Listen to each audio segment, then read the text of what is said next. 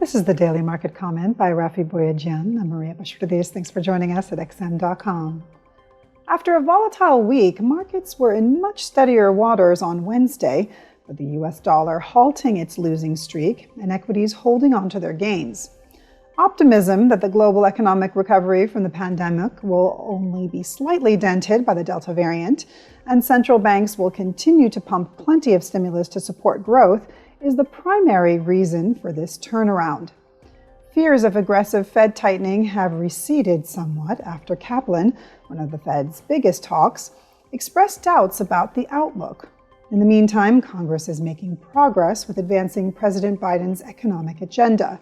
The House of Representatives on Tuesday voted to move forward with the $3.5 trillion budget blueprint.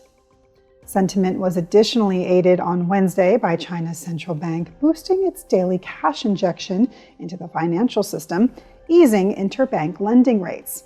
The move helped local stocks post a third straight day of strong gains following a rebound in Chinese tech stocks in recent days.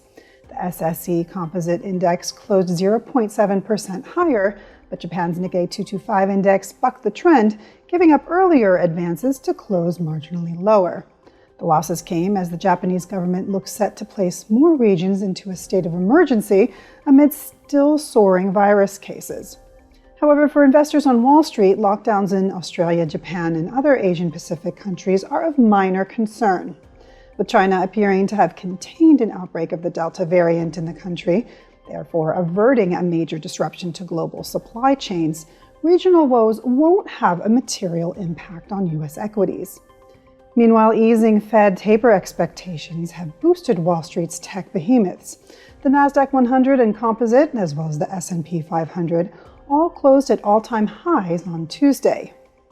But the bounce in risk appetite may be cooling as U.S. stock futures were barely in positive territory and the U.S. dollar was slightly firmer.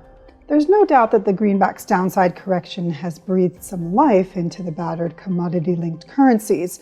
But whether the rebound can be extended will likely depend on what Fed Chair Powell signals about tapering when he speaks on Friday from the Jackson Hole Conference.